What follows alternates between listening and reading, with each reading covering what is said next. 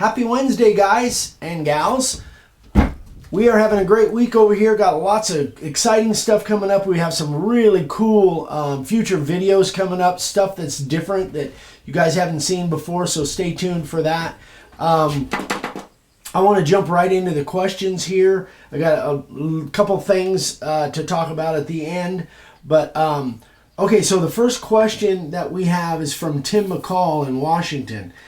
He says, I currently use a DeWalt sheet palm sander for general purpose sanding, especially in combination with my belt sanders when sanding off ink from the surface of the board after spraying the carved areas. I've noticed that the sheet sander leaves tiny circles or swirls in the board, even when I'm being real careful. I notice that you use an orbital sander pretty often, but I don't think I've seen you use a sheet sander. Is there a preference? So first thing I have to say is I'm not an expert when it comes to sanding at all. So this is the little... I think this is an orbital sander. I really don't even know if this is an orbital sander, but it's a Skill Octo. Skill Octo.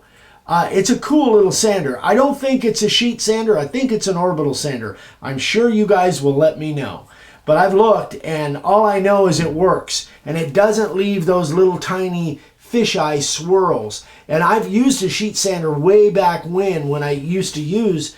before they even had these kinds of things, and I would notice that it would leave little swirls, so that's why I kind of stopped using those. Now my sanding process is I use a belt sander with about a 40-50 grit to get off about 80 to 90% of the ink or the black. Okay, you hold it right in front of your face.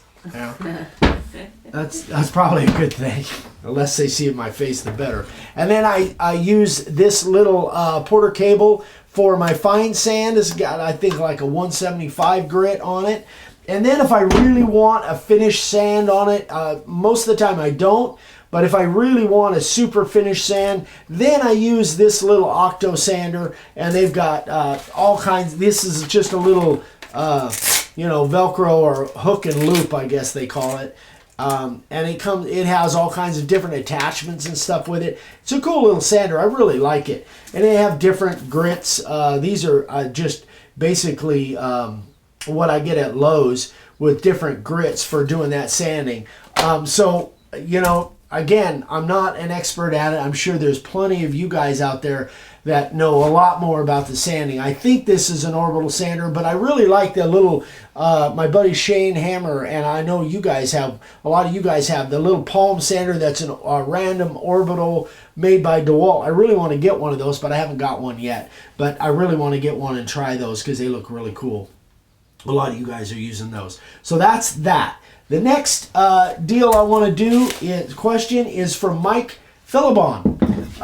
Mike's one of our guys that have been with us for years and years. And he wanted to see something on the spray stain. Now, here's the spray stain that I use. I've got a piece of paper over here, babe. Here's the spray stain that I use. This is the cedar color. Turn it this way. There you go. And made by Krylon. And it's really good stuff. Now, I don't use this the way most people use stain. I don't have a carved sign out here, but what I do, the way and the reason I use this is when I'm cutting a piece of pine and they want it a little bit darker color, I'll make my sign out of the pine, and then after the ink is all sprayed, sanded off, ready to go, then I'll put some of this spray stain on there, and I'll show you how I do it. The thing about stain, most people, when you're putting a stain on, is you put it on and then you wipe it off. But I don't do that. Now, I don't have a carved sign, but this is just a practice piece that Eric and I were using on our video a while back. But imagine that these are all black, that this is a carved sign. This is all black, sanded off, ready to go. And I want to put a stain on it. I'm going to put this spray stain on it. But what I'm not going to do is stain it and then wipe it off. The reason I'm not is because this stain will cause this black, if there's black in here, again, I'm asking for your imagination here, and I wipe that, it'll pull that black out of there and streak it across the board. You definitely do not want to do that. So when I stain my boards, literally this is it. That's all I do. And I let it dry. Now this one's kind of spurting a little bit. I wish it wasn't spurting like that. So you could, this is totally ad lib, you could take a little piece of paper, a paper towel, and those places where it spurts like that. That's the one thing about this stain, that sometimes these little nozzles will get kind of jacked up. And you got that? Yeah. I know I was kind of messing you up there. Anyway, so you want to keep these nozzles clean. But anyway, once you put your stain on there, do not wipe it if you've got black down in your groove, because it'll pull that black right across that the surface of that board, and you won't like it. Trust me, I learned the hard way. So that's the deal with the spray stain. I really like the color that it gives the board as compared to just, well, that was a practice layout, as compared to just a regular pine. So that's the deal with the spray stain. Now, I'm sure that there are other stains out there that you could use. Krylon, I think they make several different colors. I happen to like this cedar color. So that's it as far as the questions go. I want to go over a couple other things. We got sign carvers of the day. Let's get those going. This is from Bert up in British Columbia. This is kind of a menu kind of thing. This is pine, and it's painted black. Then he carved and sealed it. Pretty cool.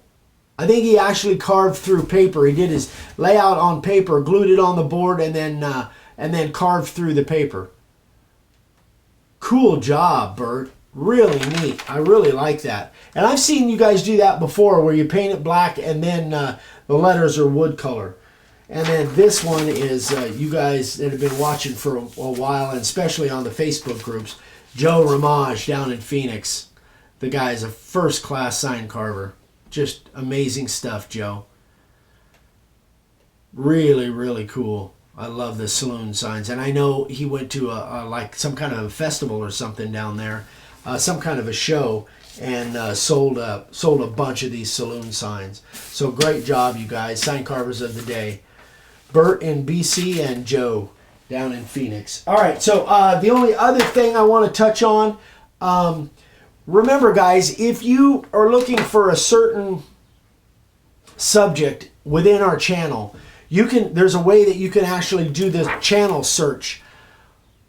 So if you look where I've got it circled here, go to Old Day 100 on YouTube, which is where you're at right now. You go to our main channel and just look for this page and look for that little hourglass, and then it will bring up a window. And let's say you want to search on staining, or you want to search on scalloping, or you want to search on carving detail, or any phrase that you put in there, it will search just our channel. And we've got over 600 videos now. So whatever you're searching for, you should be able to find it with that channel search. So that may help you guys a lot in finding what you're looking for within our channel.